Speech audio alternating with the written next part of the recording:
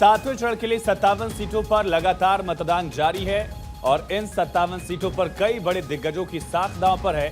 सबसे अहम वाराणसी सीट पर भी है जिस पर सबकी निगाहें लगातार टिकी हुई हैं और हमारे साथ सहयोगी रंजना राठौड़ लगातार बनी है। रंजना, क्या मतदान प्रतिशत अब तक करा?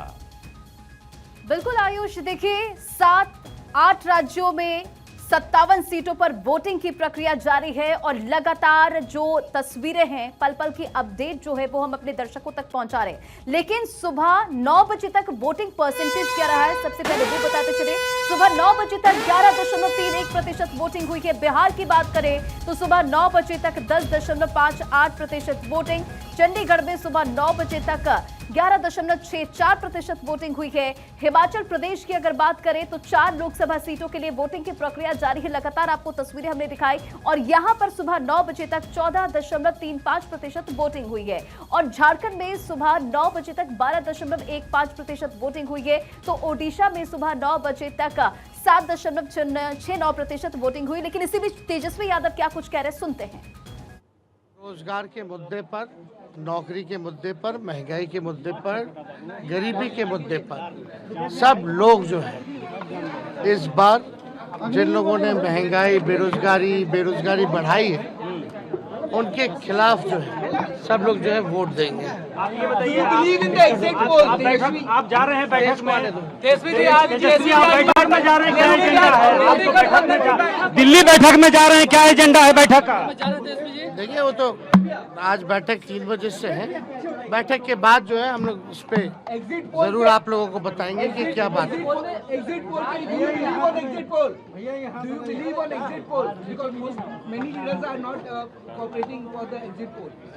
What kind of exit poll and whose exit poll we should believe?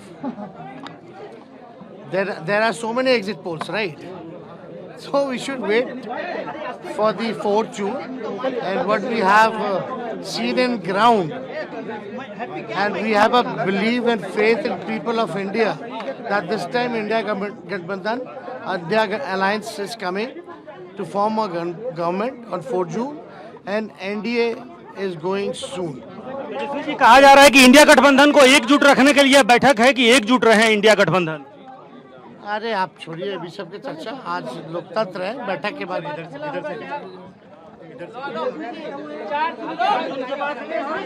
तेजस्वी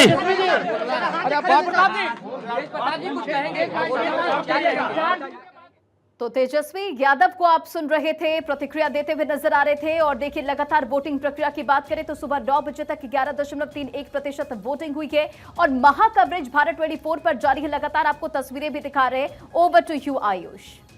बिल्कुल, और हमारे साथ खास मेहमान भी जुड़े हैं लगातार। समीर सर स्टूडियो से, संजय राणा जी भी हमारे साथ जुड़ चुके हैं और भी कई खास मेहमान जुड़े, उनका तारुफ कराएंगे। लेकिन समीर सर, जो रिएक्शन सामने आ रहा है उसको लेकर भी आपकी प्रतिक्रिया लेंगे। इसी बीच एक बड़ी खबर आ रही है बंगाल से। जयनगर में तालाब में फेंकी गई ईवीएम, नाराज ग्रामीणों ने ईवीएम को तालाब में फेंक दिया है। टीएमसी कार्यकर्ताओं पर गुंडागर्दी का आरोप लगा। ग्रामीणों को मतदान से रोकने का आरोप है। इसके बाद नाराज ग्रामीणों ने ईवीएम को तालाब में फेंक दिया है। टीएमसी कार्यकर्ताओं पर गुंडागर्दी को लेकर आरोप।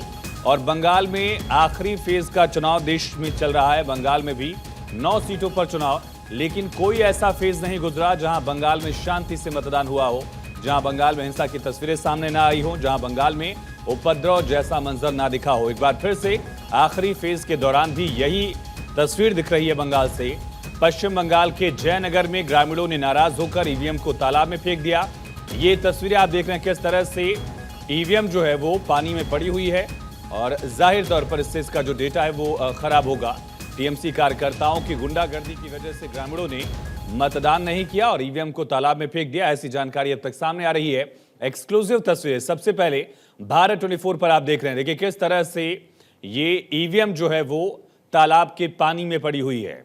व्यवस्थाओं को लेकर सवाल लगातार पश्चिम बंगाल में उठ रहा है कि आखिर ऐसी क्या स्थिति। इससे पहले पंचायत चुनाव में भी हिंसा का आरोप लगा था। विधानसभा चुनाव के दौरान भी राजनीतिक हिंसा का दौर देखा गया था और लगातार वो सिलसिला चुनाव दर चुनाव पश्चिम बंगाल में देखा जा रहा है। देखिए किस तरह से ईवीएम जो है वो पानी में है और आरोप यह है कि टीएमसी कार्यकर्ताओं ने गुंडागर्दी की, इस वजह से ग्रामीणों ने नाराज होकर ईवीएम को पानी में फेंक दिया है। हालांकि अभी ऑफिशियल जानकारी आनी बाकी है। देखना ये होगा कि स्थानीय अधिकारियों की तरफ से क्या जानकारी मुहैया कराई जाती है इस पूरी घटना को लेकर। लेकिन ये तस्वीरें हैरान करने वाली, चौंकाने वाली, लेकिन बंगाल में इस तरह की तस्वीरों का आना अब आम हो चुका है, ये भी कहना होगा। 57 सीटों पर वोटिंग जारी है। तमाम सीटों पर हमारे सहयोगी लगातार बने हुए हैं। ग्राउंड रिपोर्ट आपको दिखा रहे हैं किस सीट पर क्या स्थिति है, मतदान प्रतिशत क्या है, किन दिग्गजों की किस्मत साख पर है, दांव पर है। ये तमाम पहलू लगातार हमारे सहयोगी बता रहे हैं। खास मेहमान जो जुड़े हैं उनका तारुफ करा दें। अनुजा कपूर जी, प्रवक्ता बीजेपी की, कन्हैया बिलारी सर, वरिष्ठ पत्रकार संजय राणा जी, राजनीतिक विश्लेषक, और समीर चौगवानकर सर लगातार हमारे साथ बने हुए। समीर सर, लेकिन ऐसी नाउमीदी का दौर अभी से क्यों देखा जा रहा है? चाहे आपने अभी तेजस्वी का रुख सुना, उसके पहले कांग्रेस पार्टी ने भी स्पष्ट किया था कि उनकी पार्टी की तरफ से एग्जिट पोल्स में कोई प्रवक्ता नहीं पहुंचेगा। देखिए, मुझे लगता है कि कांग्रेस ने पहले से भूमिका बना ली कि जब 4 जून को परिणाम आएंगे तो उन्हें किस लाइन पर चलना है। और ऐसा बात नहीं कि पहली बार कांग्रेस ने ये कहा है कि आज जब एग्जिट पोल पे जब चर्चा होगी तो हम अपने प्रवक्ता को नहीं भेजेंगे। इसके पहले भी आप देखेंगे कि जब इंडिया गठबंधन बना था तो एक सूची जारी कर दी गई थी कि इन पत्रकारों के साथ और इन एंकर के साथ कांग्रेस के प्रवक्ता नहीं जाएंगे। तो मुझे लगता है कि ये कांग्रेस का एटीट्यूड रहा है हमेशा।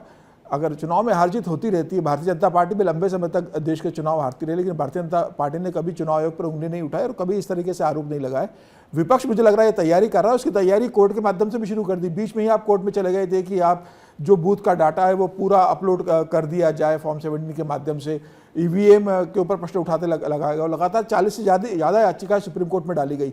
सुप्रीम कोर्ट हर मामले में इस बात को साफ कर चुका है। मुझे लग रहा है एक ग्राउंड बना लिया है विपक्ष ने कि जब 4 को परिणाम आएंगे तो किस आधार पर यह करना है और किस लाइन पर चलना है, कि किस तरीके से ईवीएम का गलत इस्तेमाल हुआ है, किस तरीके से, जिस तरीके से कहा गया था कि पहले चरण के मतदान के बाद 11 दिन बाद जब चुनाव आयोग ने डाटा जारी किया था वोटिंग का, तो कहा था कि 1.5 करोड़ से ज़्यादा वोट बढ़ गए हैं। तो मुझे लग रहा है कि वो एक आधार बना के रखा है विपक्ष के दलों ने, और जब परिणाम आएंगे तो उसे 1.5 करोड़ जो वोटर्स का जिक्र विपक्ष बार बार कर रहा है, वो फिर 4 तारीख को उसका जिक्र होगा और ये कहा जाएगा कि ईवीएम की गड़बड़ी से विपक्ष हार रहा है, वरना हम चुनाव जीत जाते। मुझे लग रहा है ये हम लगातार सुनते आ रहे हो, देश की जनता भी इसको बार बार सुनकर थक चुकी है। देश की जनता इस बात को जानती है कि वोट ईवीएम पे निष्पक्ष पड़ रहे हैं, चुनाव आयोग निष्पक्ष काम कर रहा है, मतदाता जिसको वोट दे रहे हैं वोट उसी को जा रहा है।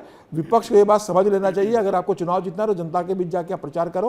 हिमाचल में आप जीतते हो तो कोई दिक्कत नहीं है, कर्नाटका में आप अगर जीतते हो तो आपको कोई तकलीफ नहीं होती है, दिल्ली के अंदर अरविंद केजरीवाल जीतते हैं तो कोई दिक्कत नहीं, लेकिन दिल्ली की विधानसभा चुनाव हारते तो उन्हें लगता है कि ईवीएम में गड़बड़ी हो सकती है।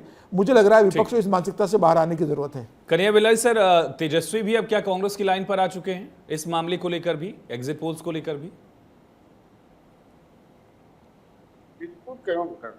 कांग्रेस की लाइन पर आना ही चाहिए, इसमें क्या दिक्कत है कांग्रेस की लाइन में आने से?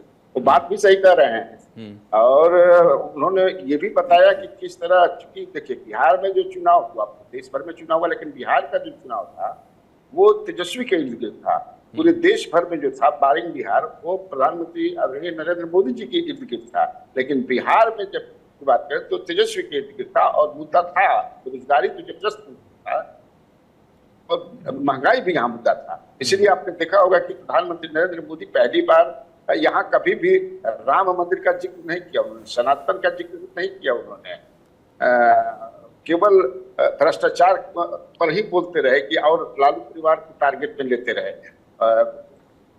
परिवारवाद भी पहली बार बोला उन्होंने और उसके बाद लगभग बंद कर दिया कि परिवारवाद, इसलिए कि तेजस्वी यादव ने एक लंबा लिस्ट दे दिया कि बीजेपी में इतने नेता हैं जिनके परिवार और सब परिवारवादी। इसके बाद उस पर भी प्रधानमंत्री या और भी जो नेता हैं बड़े बड़े बोलना बंद कर दिए। तो स्वाभाविक है कि तेजस्वी यादव महागठबंधन या इंडिया गठबंधन के मेंबर हैं तो उसी लाइन पर चलेंगे। तो एग्जिट पोल से दिक्कत क्या है? लेकिन कन्हैया सर, एग्जिट पोल नतीजे तो है नहीं, नतीजों की तैयारी कर रहा है इंडिया अलायंस या पहले से ही ये भाव बन चुका है? देखिए, उनका अपना निर्णय है, उस एक रणनीति के तहत स्वाभाविक है कि रणनीति के तहत कैसा निर्णय लिया होगा उन लोगों ने। अब मैं बहुत सारे ऐसे लोग हैं जो एग्जिट पोल पर विश्वास नहीं करते हैं।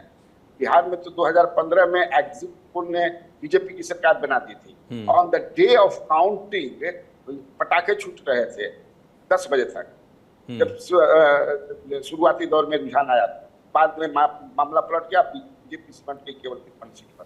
तो ये उनका हो सकता है कोई रणनीति के तहत ऐसा कर रहे ठीक हो। है। और ईवीएम के मैं सुन रहा था, बता रहे थे कि ईवीएम पर वो सवाल उठाए गए। ईवीएम पर सवाल तो ये लोग भी पहले उठाते हैं, 2009 तक तो इस पर इन्हीं के एमपी ने किताब लिखी है, अडवाणी जी भी तो जो विपक्ष में रहता है वो आरोप लगाते ही। ठीक है। संजय जी, आखिर क्या रणनीति दिख रही है, सवाल तो है, लेकिन सबसे अहम सवाल ये भी कि ये एक ऐसा फेज है जहां बीजेपी के लिए चैलेंजेस ज्यादा हैं बाकी फेजेस की तुलना में। पिछली बार लगभग 26 सीटें बीजेपी ने जीती थी 57 सीटों में। बिल्कुल आपने सही कहा, ये जो 7वां फेज है अगर 2019 से तुलना की जाए तो ये इनके लिए कठिन है। जो 19 का जो विनिंग रेशियो था 69% था नेशनल के लिए, और जब इस फेज की बात करें उनका जो विनिंग परसेंटेज था तकरीबन 60% था, और जो सीट आई थी 25 भारतीय जनता पार्टी एनडीए को मिला करके तकरीबन 30 सीट में मिली थी। और देखिए उत्तर प्रदेश को और बिहार को छोड़ करके सिर्फ एक उड़ीसा में था और 2 सीट पंजाब में थी और हिमाचल में था। तो देखिए इस बार जो चुनाव है थोड़ा सा इस फेज की बात करें तो थोड़ा सा अलग है, क्योंकि देखिए बहुत ज़्यादा ये मेहनत कर रहे हैं। उड़ीसा में आपको इसमें प्रभाव मिलेगा, जो इस फेज में बंगाल में शून्य था उसमें आपको देखने को अंतर मिलेगा। इस बार देखिए सीट में एडिशन होगा, यानी परसेंटेज होला, या आप कह सकते हैं सीट में एक प्लस का आपको रुझान मिलेगा। पंजाब में जो सीटें थी उसमें जो 13 में से 2 मिली थी उसमें आपको पॉजिटिव रिस्पॉन्स मिलेगा। तो देखिए ये फेज अगर देखा जाए ओवरऑल फेज तो 19 वाला टफ था, लेकिन ये फेज बहुत अच्छा हो सकता है, होने वाला है भारतीय जनता पार्टी के लिए। देखिए अभी सब लोग बोल रहे थे कि एग्जिट पोल में नहीं आना चाहिए। देखिए एग्जिट पोल हो, चाहे एंकर हो, चाहे इंटरव्यू हो, चाहे प्रश्न हो, आप अगर पॉलिटिक्स में हैं, आप अगर सार्वजनिक लाइफ में हैं तो आपको कठिन से कठिन फेस करना पड़ेगा और सरल से सरल भी करना पड़ेगा। अगर भाग जाने को हम स्ट्रेटेजी नहीं बोलते, इसको मूर्खतापूर्ण कदम बोलते हैं। देखिए एग्जिट पोल है, हो सकता है आपको ज़्यादा मिले, हो सकता है कम मिले, उससे क्या फ़र्क पड़ता है। आपने अगर मेहनत की है तो आपको उसका रिजल्ट मिलेगा, आपको जनता का प्यार मिलेगा। अगर आपको जनता चाहती है तो आपको कहीं ना कहीं विश्वास करना पड़ेगा। जहां बार बार आयुष जी एक ईवीएम पे लोग प्रश्न उठाते हैं, बड़ा दुर्भाग्यपूर्ण। देखिए 2004 का चुनाव ईवीएम पे हुआ था, कौन जीता था? कांग्रेस पार्टी जीती थी। उसके 9 में कांग्रेस का राज था, कांग्रेस जीती थी। 14 में कांग्रेस का राज था, भारतीय जनता पार्टी जीती थी। तो एक ही अगर 2019 का चुनाव बोला जाए तो भारतीय जनता पार्टी का राज था, भारतीय जनता पार्टी जीती, और दूसरा चुनाव ये हो रहा है। तो प्रश्न उठा देना तो बड़ा दुर्भाग्यपूर्ण हो जाता है। अनुजा जी, क्या मानती हैं कि बाकी फेजेस से इस फेज में ज्यादा चैलेंजेस है, खास करके पंजाब में उस तरह से विधानसभा चुनाव में आपको नतीजे नहीं मिले थे अकेले लड़ने पर, और वही स्थिति इस बार दिख रही है कि चैलेंजेस बढ़े हैं, अकाली दल और आप अलग अलग लड़ रहे हैं? अगर जय श्री राम जी। मुझे नहीं लगता है आयुष जी कि हम लोग किसी भी जगह पर अपने आप को कम में आंक रहे हैं। जहां आज सैड की बात करते हैं और अब वो बीजेपी के अलायंस में नहीं है, तो इससे कोई मोदी जी के आंकड़े में कमी नहीं होगी। हम पूरे भरपूर तरीके से अपनी 13 सीटों पर हम लोग लड़ रहे हैं, पंजाब में भी, और हम उत्तर प्रदेश का देख ले, आप पश्चिम बंगाल का देख ले, बिहार का देख ले, जहां पर भी आम आदमी पार्टी का भी अगर आप लेते हैं, कांग्रेस का लेते हैं हिमाचल प्रदेश में, तो आप ये देखें कि उनके जो उतारे हुए कैंडिडेट्स हैं वो लोग कौन है। समाजवादी पार्टी का कैंडिडेट कौन है? तो जो अगर आप गैंगस्टर्स को लेकर आते हैं, जेलों से आप कंटेस्टेंट्स को लेकर आते हैं, आपके कांग्रेस के सारे लोग छोड़ गए हैं, बीजेपी में आ गए हैं। मुझे लगता है कि तो कांग्रेस हिमाचल प्रदेश में तो अपनी सरकार सीएम की सीट पर लड़ रही है, वो सीटों पे नहीं लड़ रही है, वो सिर्फ सीएम की सीट को बचाने के लिए लड़ रही है हिमाचल प्रदेश में। आम आदमी पार्टी का आप देख लीजिए हाल। अरे दिल्ली में जो कुछ ना कर सका वो पंजाब में क्या कर रहा है? एक आप जनता से बात कीजिए। अरे आप वहां पर 1000 रुपए की बात करते रहे, आप कहते रहे कि हम लोग फ्री इलेक्ट्रिसिटी देंगे, अब हम पानी देंगे। दिल्ली का क्या हाल कर दिया है? हम लोगों से पूछ रहे हैं कि पानी दे दीजिए। अरे आप लोग का टैंकर माफिया नहीं खत्म हो रहा। मोहल्ला क्लिनिक की बात करते हैं, क्या है मोहल्ला क्लिनिक? आज भी आप बाहर जाकर प्राइवेट हॉस्पिटल में जाकर अपना करवाते आते। राघा चड्ढा तो इंडिया से ही बाहर चले गए उड़ के। तो देखिए एक माहौल, एक करप्ट माहौल जो आम आदमी पार्टी का जो सामने नजर आया, जो आम आदमी पार्टी ने अरविंद केजरीवाल जी को अचानक से एक लीथल और सीरियस डिजीज नजर आने लग गई, उनको कैंसर जैसी चीजें नजर आने लग गई, क्योंकि वो डर गए हैं, बेल के लिए अप्लाई करना शुरू हो गए, भाग रहे हैं यहां से वहां। तो आप देखिए कि हमारे लिए मोदी जी का face is the biggest face. हमारे लिए घर पर जो ग्राउंड लेवल पर जो हम लोगों ने काम किया है, और आप ये देखिए, चलिए अनुजा जी, मोदी जी की सीट पर ही चल लेते हैं। स्थिति क्या है? गौरव हमारे साथ बने हुए हैं, लौटता हूं मैं। गौरव मिश्रा हमारे सहयोगी वाराणसी से जुड़ गए हैं। गौरव, कहा जा रहा है कि वाराणसी में लड़ाई जीत की नहीं है बल्कि बड़ी जीत की है। क्या स्थिति, क्या मुद्दे काशी के? बिल्कुल, देखिए आपने सही कहा कि यहाँ पर जो लड़ाई है वो जीत की नहीं बल्कि एक बड़ी जीत की है, और उसको लेकर के भारतीय जनता पार्टी ने काफी यहाँ पर परिश्रम किया है। और जाहिर सी बात है, आज जो पोलिंग का दिन है, हालांकि गर्मी और उमस बहुत ज्यादा है। मेरे साथ मेरे वरिष्ठ सहयोगी हरिंद्र शुक्ला जी हैं, और ये जो आज की अगर हम बात करें पोलिंग की, सबसे पहले जानना चाहूंगा कि जिन जिन बूथों पर आप होकर आए, क्या देखा आपने, पोलिंग प्रतिशत कितना रहा? और देखिए, सबसे बड़ी बात है कि आज सुबह, चूंकि कल की गर्मी को देखते हुए, आज सुबह 6:30 बजे से ही मतदाताओं की जो है लंबी लंबी कतारें जो है वाराणसी लोकसभा के विभिन्न मतदान केंद्रों पे लग चुकी थी। लेकिन सवाल यह है कि शहरी क्षेत्र में जो पोलिंग बूथों पे गांवों के अपेक्षा, ग्रामीण अंचल की अपेक्षा कम भीड़ भाड़ देखी गई। कारण यह है कि जो है यहाँ के लोग थोड़ा सा आराम तलब है और आराम से निकलते हैं। मैं इस समय काशी हिंदू विश्वविद्यालय के कला संकाय के मतदान केंद्र पे हूं, और मैं आपको बता दूं कि बीएचयू में 5000 मतदाता हैं, और इस 5000 इंक्लूडिंग आईआईटी बीएचयू के भी मतदाता हैं। और यहाँ का इतिहास रहा है कि हमेशा यहाँ का मतदान प्रतिशत कम रहा है, लेकिन आज यह देखने से ऐसा प्रतीत हो रहा है कि आज ये उम्मीद जताई जा रही है कि जैसा कि हमारे कुछ प्रोफेसरों से बात हुई है कि आज यहाँ पे मतदान प्रतिशत बढ़ने की उम्मीद है। और इस बीच एक तस्वीर मैं आपको दिखा दूं, ये लगातार जितने भी पोलिंग बूथ हैं, जो बार बार एक बात किया जाता है कि मतदान सुचारू रूप से चले, और कहीं ना कहीं उस तमाम चीजों को ध्यान में रखते हुए जो लगातार सुरक्षा में जो लोग हैं, ऑब्जर्वर्स हैं, उनकी टीमें लगातार यहाँ पर हैं। और आप देखिए, मतदान करके जो लोग निकल रहे हैं, लगातार वोटिंग करके आ रहे हैं। आपने मतदान कर दिया अपना? हाँ। आपने मतदान कर दिया? आपने मतदान कर दिया? हाँ जी, कर दिया। इस बार के मुद्दों की बात करें, क्या मुद्दे रहे, और एक बार अपनी ये नीली शाही वाली उंगली भी आप दिखाइए। मुद्दे क्या रहे, क्या मन में था जब विचार आपने मतदान? चलिए गौरव, आपके पास लौटेंगे हम। अनुजा जी, क्या उम्मीद वाराणसी से? कहा जा रहा है कि 10 लाख का टारगेट रखा गया है, लेकिन 10 लाख का टारगेट इस वोटिंग प्रतिशत में कहां हासिल हो पाएगा? ये उम्मीद है क्या आप लोगों को? देखिए, उम्मीद पर जहां सब कुछ कायम होता है, हम लोगों ने सिर्फ उम्मीद नहीं है, ये हमारा काम है। वाराणसी को अगर आप रायबरेली के साथ कंपेयर करेंगे तो आपको नजर आ जाएगा कि मोदी जी ने क्या काम किया। मोदी ने सिर्फ वाराणसी, गुजरात में नहीं काम किया, पूरे ऑल ओवर इंडिया, और जिसका साक्षात विश्व हमारे, उन्होंने तो कहा ही है कि हमारे जो दुश्मन है वो इंडिया में ही है, बाहर तो मोदी जी का कोई दुश्मन है नहीं। तो वाराणसी की अगर हम बात करते हैं तो आप देखिए, जहां पर हम लोगों ने एम्स से रिलेटेड पहला एम हम लोग लेकर आए हैं 2018 के अंदर। हम काशी विश्वनाथ का कॉरिडोर देख लीजिए, आप कामेश्वर महादेव का देख लीजिए, आप मंदिर देख लीजिए, राज मंदिर देख लीजिए, लाल भैर, मतलब there are areas where we have not only connected with the connectivity, वहां पर कल्चर को जो डाइवर्सिफाई के साथ जो हम लोगों ने साथ में काम किया है, जहां पर टूरिस्ट डेस्टिनेशन, इसको आज इनको इसी बात की तकलीफ है कि कन्याकुमारी में मोदी जी जाकर क्यों मेडिटेशन कर रहे हैं, क्योंकि जहां जहां मोदी जी जाती वहां भीड़ चली जाती है। आप अगर आप केदारनाथ में देखें तो केदारनाथ में जहां पहले भीड़ नहीं जाती थी, आज मोदी जी के जाने के बाद वहां पे केदारनाथ में भीड़ों भीड़ है, लक्षद्वीप पे भीड़ है। आज आप देखिए कि हमारी जो इकोनॉमी है वो कहां जाके खड़ी हो गई है। तो Modi is a face, is a vision, Modi is a नेतृत्व, मोदी इज अ नेता। ये कहा है आपके इंडी ब्लॉक में? कौन खड़ा होगा मोदी जी के? खड़े हो जाते, ये भाग क्यों गए? ये वाराणसी से कांग्रेस के किसी और को इन्होंने बलि का बकरा बना दिया मोदी जी के सामने, तो आप खुद खड़े हो जाते, राहुल गांधी जी, राहुल बाबा जी, आप खुद खड़े हो जाते, शहजादे जी। तो देखने वाली बात है कि इंडी ब्लॉक जो है वो खोई हुई है। इंडी ब्लॉक का कोई नेता नहीं है। जहां आप कहते हैं कि हर साल में आप एक नए प्रधानमंत्री को लेकर आएंगे, तो गुड गवर्नेंस कहां से लाएंगे? एक सेंट्रल गवर्नमेंट कहां से लेकर आएंगे? ये मोदी की वो सरकार है जो एक वोट से हार गई थी, जिसने करप्शन कांग्रेस ने किया था, तब भी मोदी ने कुछ नहीं। चलिए अनुजा जी, इसी पर लौटेंगे। तस्वीरें आप काजल निषाद की देख रहे हैं, गोरखपुर में कैंडिडेट है समाजवादी पार्टी की। हालांकि अब तक चुनावी राजनीति में उनको कोई कामयाबी नहीं मिली है, कई चुनाव हार चुकी हैं लगातार। वो वोट कास्ट करने के लिए पहुंचे। उनके हस्बैंड का नाम संजय निषाद है, वो भी भोजपुरी फिल्मों से जुड़े हुए हैं। लेकिन उत्तर प्रदेश के कैबिनेट मिनिस्टर संजय निषाद जो कि गोरखपुर में अपना वोट कास्ट करने के लिए पहुंचे। उनसे बात की हमारे सहयोगी अवनीश विद्यार्थी ने, क्योंकि इस फेज में 7वें फेज में उत्तर प्रदेश की इन तमाम सीटों पर रीजनल पार्टीज का प्रभाव बहुत ज्यादा है। किन मुद्दों को लेकर उन्होंने क्या राय दी, देखिए।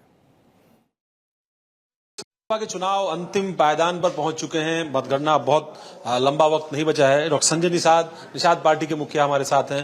डॉक्टर साहब, 4 तारीख को क्या कुछ होने जा रहा है? 4 तारीख को राष्ट्र का चुनाव है, राष्ट्र के विकास का चुनाव है, देश के भविष्य का चुनाव है।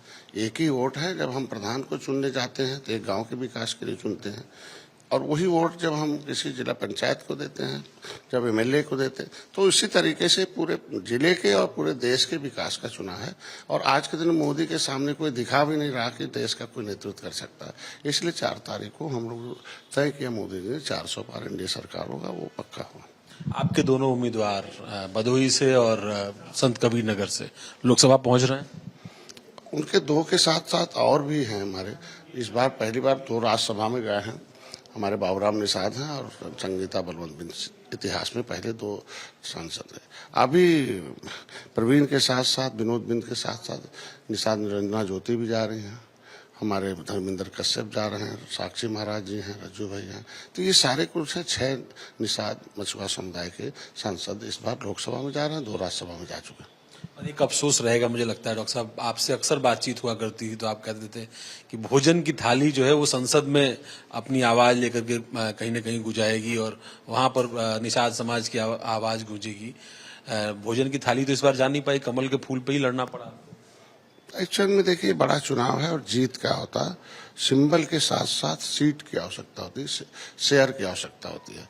तो सिंबल के साथ साथ हमें शेयर अच्छा लगा कि कम से कम पहली बार है कि 8 निषाद अपने इस लोकतंत्र में राजनीतिक भागीदारी देने के जा रहे हैं। तो एक बहुत बड़ी उपलब्धि है। एक सिंबल किसी को और देते तो पिछले बार भी एक आदमी को 2017 में गए तो कुछ नहीं कर पाया, लेकिन जब एक फौज लेके गए 11 विधायक हम, तो उसका हुआ। आज बिना चुनाव लड़े हम एमएलसी हैं और आज के दिन में विधान परिषद में निषाद पार्टी गई भोजन मेरी थाली लेके, मैं आवाज उठाता हूँ और कैबिनेट में हूँ।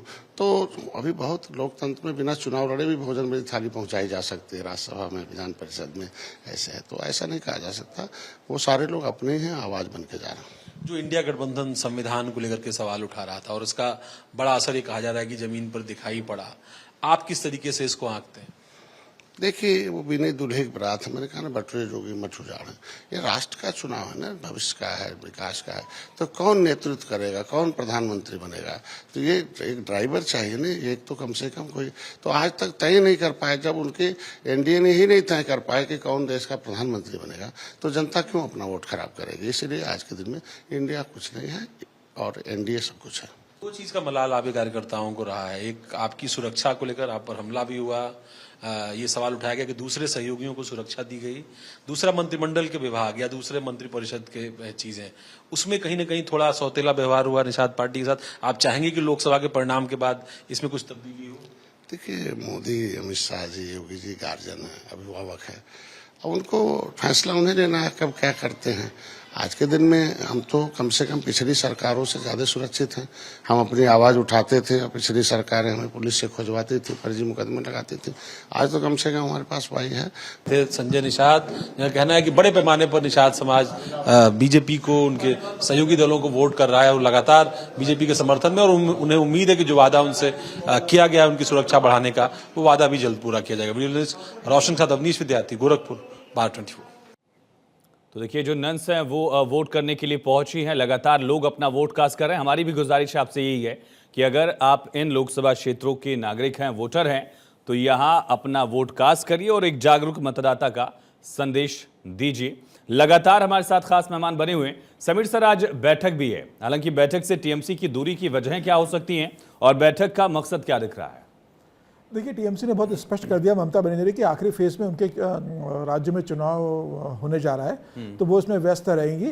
और मुझे लग रहा है कि विपक्ष को इस समय बैठक बुलाने का कोई बहुत बड़ा औचित्य लेकिन कोई रिप्रेजेंटेटिव भेज सकते थे। जैसे 9 सीटें वहाँ हैं, 13 सीटें यूपी में, 8 सीटें बिहार में भी हैं, लेकिन वहाँ के लोग आ रहे हैं यहाँ शामिल होने।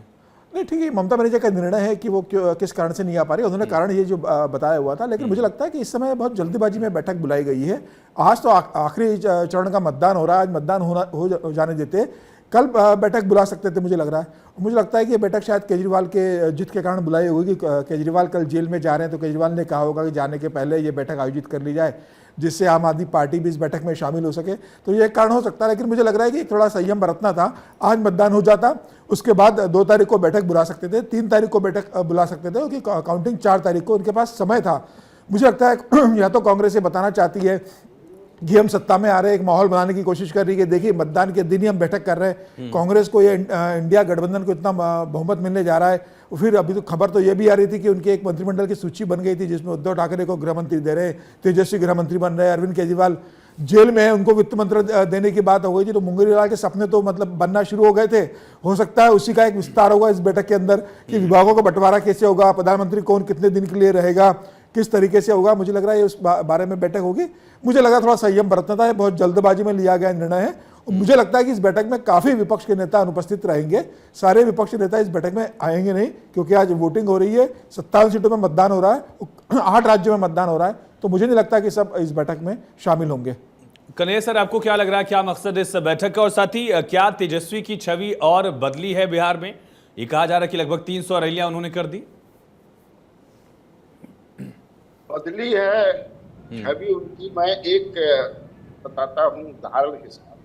प्रधानमंत्री नरेंद्र मोदी जी का रोड शो था यहाँ पे, आपने भी कवर किया, सबों ने कवर किया।